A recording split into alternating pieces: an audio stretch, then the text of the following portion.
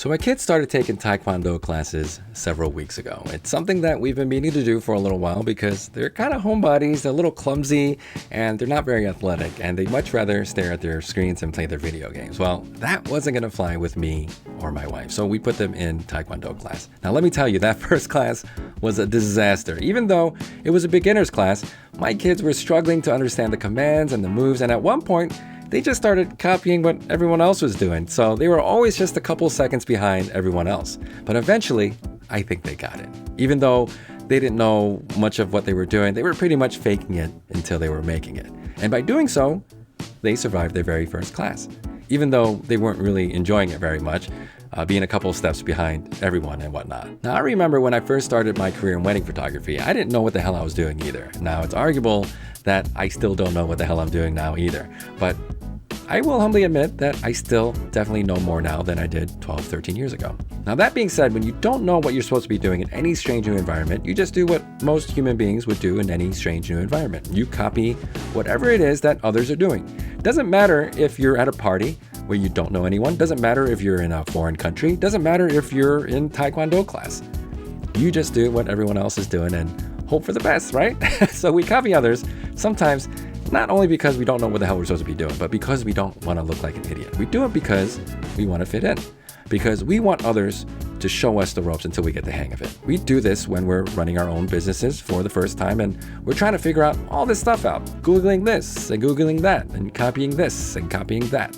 And there ain't nothing wrong with that. Now, the hope is that we all eventually get the hang of it, whatever it is that we're copying or learning, and that we eventually don't look like an idiot most of the time, which brings me to today's video. Now, I recently came upon a cartoon by Tom Fishburne. Now, he sends me sales and marketing themed cartoons every single week, and if you're into that sort of kind of thing, and you're a little weird like me, I invite you guys to go check him out too. I'll leave those links below. Now, anyway, this week's cartoon featured a boardroom meeting where a gentleman, whom I assume is either the client or someone who's part of the marketing team, makes a comment. Now, if you can't beat them, copy them, but not as well and later to the market. And I thought that that was pretty hilarious. You know why? Because I think that at some point in all of our careers, we've all been guilty of doing the same exact thing. Like copying our competitors because we figure, hey, that looks pretty good and I think that's what we ought to be doing, right? Now think about all the other times you jumped on a new camera system because someone else was creating beautiful images with it. Think about the time that you started lip syncing, dancing, and pointing at words for your Instagram reels. Think about the time when your SEO and your social media hashtagging strategy was using the words New Jersey wedding photographer or New York City wedding photographer or insert your city name here, wedding photographer, and call it a day. Now, if the competition's gonna do sneak peeks, then I'm gonna do sneak peeks. If she's gonna bring a bag full of props for her flat lays, then I'm gonna do the same as well. If he's gonna film Super 8 BTS coverage, then I'm gonna do that too. And what really happens here is that in this process, this chasing the next new thing never ends.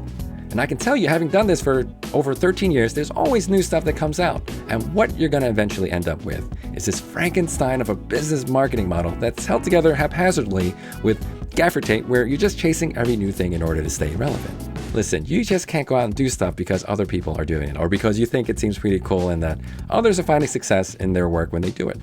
You've got to understand why they do it, why it works, and why it's meaningful for their target audience. At the end of the day, you're only seeing a tip of the iceberg.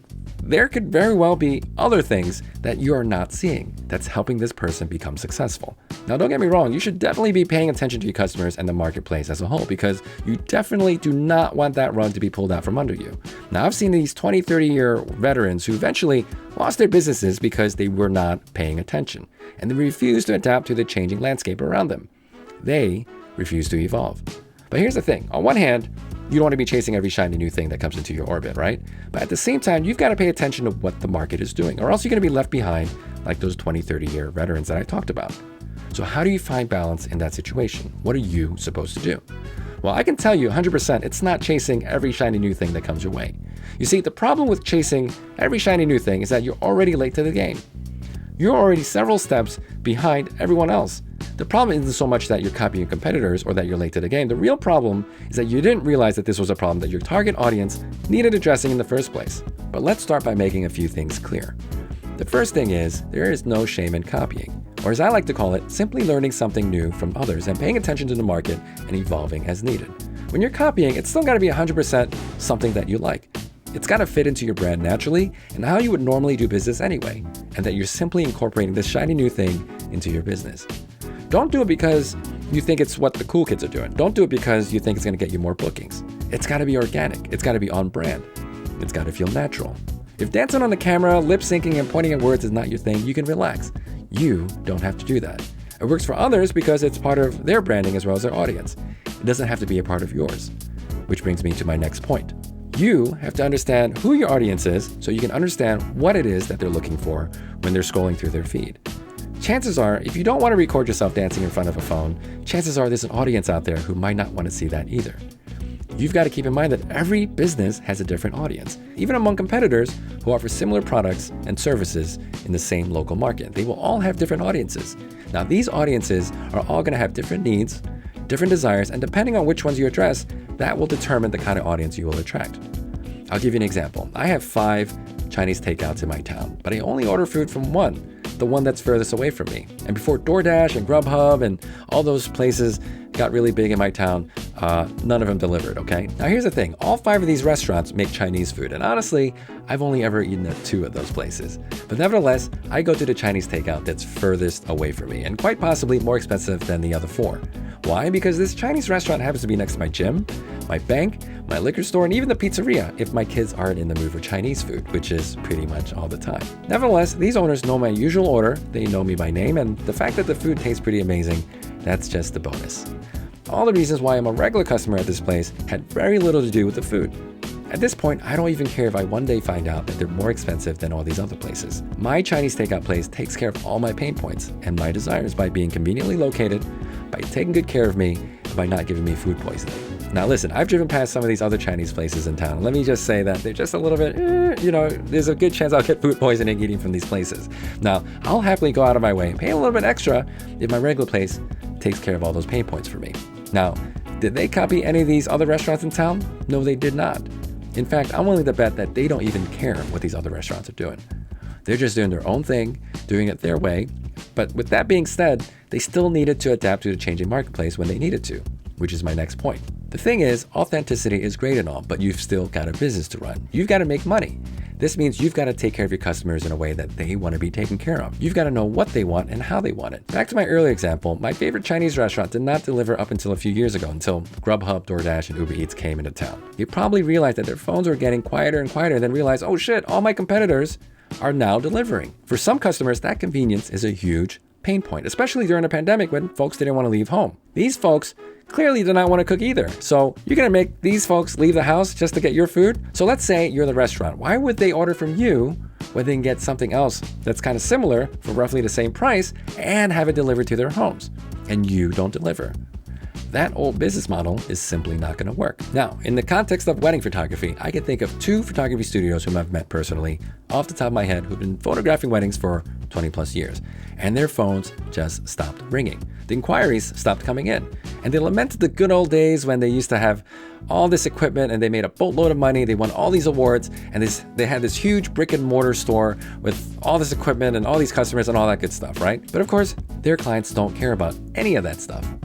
One of them eventually folded and went out of business. The other one, whom I met several years ago, I don't think he's around either. But now that I looked at their portfolio, it became very clear to me why they went out of business. Basically, they were no longer relevant with today's couples. Not their style, not their branding, not their approach to speaking with their target audience. It was all super outdated. I mean, their portrait work was okay, and it was super traditional, hugging and looking at the camera. It was well lit, exposed well, and even composed well. They were all very safe shots, ones that you would normally take, especially when film's expensive. You gotta nail that shot with very little room for error. And when you've been shooting the same way for 20 plus years, that's what you do. You shoot the same way over and over again with very little room for error. Now, when digital photography came out, now you got an explosion of creativity in the market where it's pretty much free to be as creative as you want it to be. Now, if you wanted to be competitive in this new marketplace, you simply couldn't survive on traditional portraiture alone. You needed to do more than that. You can't just be ordinary anymore. You've got to be extraordinary. You've got to find a way to rise above the noise. So while the markets evolved, these folks who folded, they didn't. They did not evolve. Because they stuck to their guns, they didn't want to change, and they thought that this digital thing was just going to be a passing fad. Unfortunately for them, it wasn't a passing fad, and they were out of business before they knew it. So as a creative business, how do you avoid this fate? You want to be authentic so you can speak to your target audience, but you don't want to be left in the dust because you were too stubborn to adapt to this new environment. The solution is paying attention to what's going on around you and take care of the little problems before they become big problems. Like, don't wait until your inbox has been empty for 6 months before you decide that something's wrong with your product, your service, your pricing, or even your sales and marketing strategy. For our businesses, we average about 1 to 2 inquiries every single day. So if our inbox has been empty for 1 or 2 weeks, I know that something's very wrong. And I am instantly on high alert. I'll be making sure that my contact forms are working. I'll be reaching out to all my vendors, my venues, and my colleagues just to touch base with them. And I'll say something like, hey guys, how's business? Is there anything I can do to help you guys out? Maybe you guys need new headshots. Maybe you guys need new product photos, whatever it is that they need. Then I'll go on to social media and blogging blitz, putting out a massive amount of content and refreshing all my industry contacts and relationships to get more eyeballs on me and my work. Now, that being said, there's a couple things that you can do if you want to maintain a well-oiled marketing machine, but you don't want to copy others, you still want to be authentic, and of course, you want to remain a profitable business. The first thing you got to do is you've got to understand the audience whom you're best equipped to serve. Many sales and marketing gurus out there will tell you to identify your market and attack that market, right? But the problem with that is you might not be best equipped to serve that market. For example, my wife has a very different clientele than I do. I could probably do a pretty okay job photographing her clients, but she's so much better equipped to do an amazing job for them because these are her clients. These are her people. And this is the intended audience for her product. She takes care of pain points in a way that's natural for her, which would be super awkward for me to do the same, and vice versa. So you have to find a way to attract the kind of customers whom you would best serve. And the secret to figuring that part out is knowing the kind of bait that you have in your hands, knowing the kind of fish that will respond to that bait, and knowing where to catch that fish. If you can figure that part out, you'll never have a problem getting customers. Now, on the flip side of that, you could learn how to serve a market without doing any kind of self-reflection. But in the end, the clients that you get wouldn't necessarily be a natural fit for you. It'd be like getting into a relationship with someone because they are a perfect 10 in your eyes, but the converse is not true. So you're changing everything about you so that they like you, right? Now, you can do that if you want, and it could work, but I can tell you, having done this for 7-8 years out of my career, changing my style depending on whatever the clients wanted, it can work, but it's not going to be sustainable. Because that's not who you are. That's not who you're best equipped to serve. You need to figure out what you bring to the table and then figure out who's going to appreciate that. Then you go out there and find them. The second thing that you want to do is pay attention to the market. Observe best marketing practices that are relevant to the times. When in doubt, just follow the eyeballs. Where's everyone looking? Where is everyone getting their information? Now, these 2 photography studios that I mentioned earlier, they were telling me how they used to spend thousands and thousands of dollars on these full-page ads in Yellow Pages in the late 2000s when Google had already been around for a decade. And social media had also been around for just as long. Nobody's looking at your expensive Yellow Page ad. And this is not a portfolio problem or a branding problem. This is simply a marketing 101 problem. Now, one could argue you can do Reels and TikTok because that's where all the eyeballs are, right? Well, maybe, as long as you believe that that's where your fish are hanging out. And you do the kind of fishing that's authentic to you. For me, my Reels are part vlog and part slideshows of images that I take on a typical wedding day. Because storytelling is a large part of what I do. It's a large part in how I do my personal branding, and it's one way that I can showcase my work in an authentic way. Last but not least, there is one way of marketing yourself that does not need you to be chasing every new shiny social media platform out there. It doesn't even require you to blog and post on social media every once in a while, all right? Just to stay top of mind, right? It's the marketing method which has been around for ages, thousands and thousands and thousands of years, for as long as humans have been selling stuff to other humans. And that's referral marketing, which is essentially how I built 3 wedding photography brands, as well as this educational brand that I'm building right now. If you're doing this part right, people will be talking about you offline, online, on whatever social media platform they happen to be on. It does not matter. You get that referral marketing machine set up right, you don't have to be copying anybody. You can be yourself, you can be doing your own thing and do it your way, and you can have all your competitors wondering to themselves, how the hell is this guy still in business? I'm shooting light and airy, I'm using this preset and that preset, and I'm dancing and lip syncing on TikTok, but this guy's not. But I can probably tell you with a good degree of certainty that this guy is not doing any of that. But he understands his customers, he understands their needs, he connects with them in a meaningful way, and he gives them what they want. He just does good work. And it's got nothing to do with silly 15-second videos of him dancing, light and airy presets, sneak peeks, GIFs, or any of the other gimmicky stuff that you might find online. At the end of the day, you just need to know who you are, whom you're best equipped to serve, and then you'll know what's important to those customers because it's likely important to you too. That what is your secret weapon, because once you figure that part out, you'll know exactly what you need to show, what you need to say, how you need to show up and say those things in order to get them across that finish line.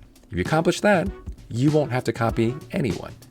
You don't have to follow the market because now the market will be following you. Anyway, I hope that in today's video, you guys learned a little bit more about copying or not copying the market to help you in your success. Now, if you guys enjoyed today's video, please like, comment, share, and invite your friends to the party. As always, thank you guys so much for watching, and I'll see you guys at the next one.